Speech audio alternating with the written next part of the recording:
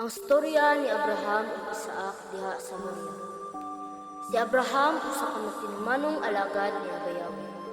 Gisugo siya sa pagbiya sa Ur nga mao ang lugar sa iyang amahan nga si Terah. Mingadto siya dito sa yuta sa Kanaan nga giingon sa iya ni Abayawe. Ug didto niya sila papuyan. Napanuigon si Abraham ug kasiyamag 9 ug si Sarah kaluwalwag 9 usab. Dihay usa ka kagabi. Gitawag ni Abayawe si Abraham. Niya ko amahan. Dahil siya ang utong na himawagtoran sa salita sa Moriah. Ihala siya ihas sa susunod niya dito sa bukid na itulog kayo. Nahibulong si Abraham sa sugo ni Abayawe. Apan nasayod pud siya nga maayo si Abayawe sa iyang mga saad. Ug siya nituman dayon sa maong sugo. Busa sayo sa pagkabuntag, nangahoy si Abraham alang sa halak. Asa ka muad ka tay. Mangahoy kunak, aron gamiton sa atong halad kay Abayawe. Uban ko tay, tabangan tika sa pagpangahoy. Tara, mangadto na ta.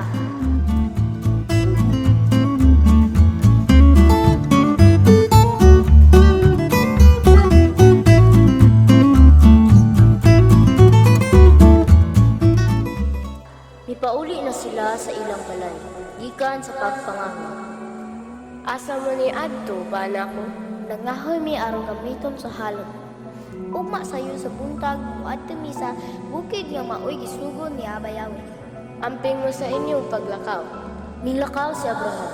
Gisanguna niya ang iyang asno ug ipakuyog niya si Isaac ug ang duha niya kaulipan. Mipadulong sila sa dapit nga gisulti kaniya sa Elohim. Sa ikatulong adlaw sa layo pa si Abraham, nakita niya ang dapit. Unya giingnan niya ang iyang mga ulipon. Pabiling kamo dinhi uban sa asno. Kami si Isaac wadto didto aron pagsimba. Ug mubalik ra unya kami nganhi. Si Isaac mao gipadala ni Abraham sa sugnod alang sa halad ug siya mao'y nagdala sa kutsilyo ug sa kalayo.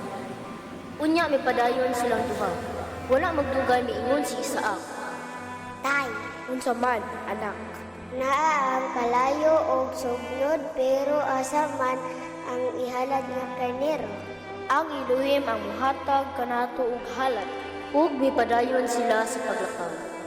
Sa pag-abot nila sa dapit nga gitudlo kaniya sa Elohim, gipatindog ni Abraham ang usa ka halaran ug ibabaw niini gibutang niya ang sugo. Gigapos niya ang iyang anak ug gipahiluna sa halaran ibabaw sa sugo. Unya gikuha niya ang kutsilyo aron patyon na unta si Isaac. Apan ang Elohim mitawag kaniya. Ani ako. Ayaw sa apat, sayo ka kung ano kayo pagkatuman ka kaya wala na ikaw kaya ang iyong buto anak.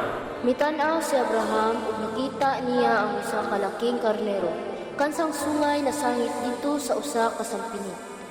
Gikuha niya kini ug gihalad pinaagi sa pagsunog ili sa iyang anak. Ginganlan ni Abraham kadtong dapita og Ang Elohim maoy naghatag. ug usab gitawag sa Elohim si Abraham nga nag-ingon. Ipanumpa kanimo sa akong alay nga kalanginan ikaw kayo. Kaya hindi mo umanakini o wala mo ikaw na ang iyong buto anak.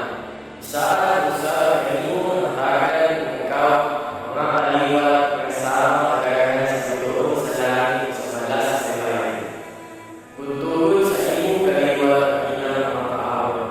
Kung hangin matanaw ang kanan mga nasod ng kalanginan sa langit, kaya hindi magduman ang sugo o pinahimo. Ang storya sa pagsakripisyo ni Abraham kang Isaac aron sa pagtuman sa sugo ni Abayawe nagapakita kanato nga kung mosalig kita sa Elohim, iyang ihatag ang tanang natong gikinahanglan. Kini usab nagapakita kung kinsa ang atong labaw nga gimahan. Ang Elohim ba o ang mga butang nga mahanaw lamang o ang Elohim ba o atong pamilya? Kini usab nagapakita nga kung nagmatinumanon kita kaniya, ihatag niya ang tanang panalangin nga dili makalabaw sa tanang bahandi dinhi sa kalibutan.